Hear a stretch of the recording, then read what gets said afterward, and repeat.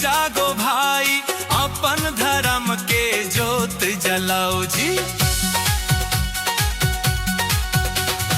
जागो जी जागो सतनाम के संगवारी, ज्ञान बिना है जिंदगी अंधियारी। जागो जी जागो मन के एक समान, मेहनत मा है हमर पहचान। जागो जी जागो छोड़ो आलस के नींद, जागो जी जागो, जागो जी जागो।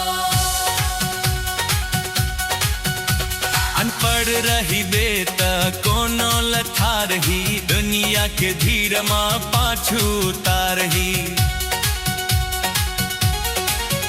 पढ़ लिख के तुम चतुर बन जावगा, पलई का मन ला रास्ता दिखावगा। शिक्षा के अंजोर घर घर फैलाना है,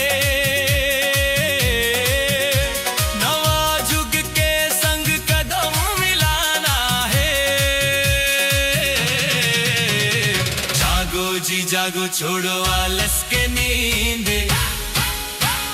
जागो जी जागो, जागो है संगी अब जागो भाई, अपन धर्म के जोत चलाओ जी। जागो जी जागो सतनाम के संवारी, दिया बिना है जिंदगी अंधियारी। जागो जी जागो मन के एक समान, मेहनत मा है हमर पहचान। जागो जी जागो छोड़ो आलस के नींद। जागो जी जागो, जागो जी जागो।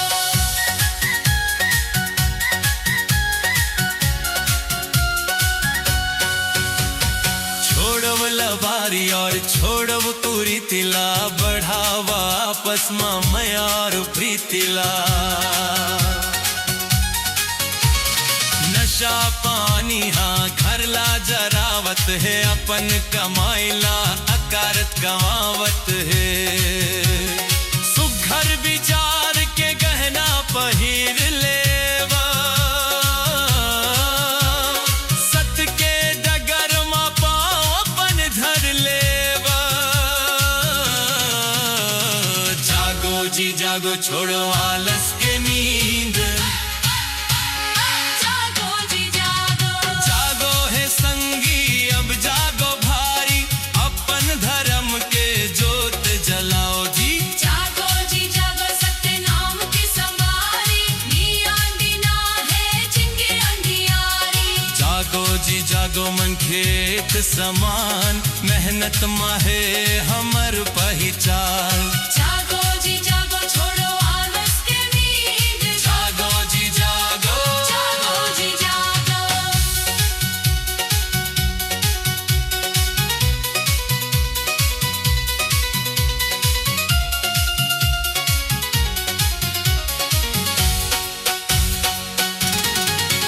बहिनी और बेटी के मानला बढ़ाना है, भक्ति के रस्म सबला पिगाना है।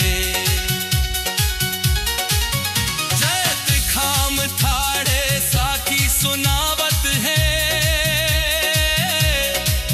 सतनाम के महिमा चुगला बतावत है। चेतन संग मिल मंगल गावो जी, छत्तीसगढ़ महतारी के मान बढ़ावो जी। जागो जी जागो छोड़ो आलस के नींद। जागो जी जागो, जागो है संगी अब जागो भाई, अपन धर्म के जोत जलाओ जी। जागो जी जागो सतनाम के संवारी, ज्ञान बिना है जिंदगी अंधियारी। जागो जी जागो मन खेरे के समान, मेहनत मा है हमर पहचान।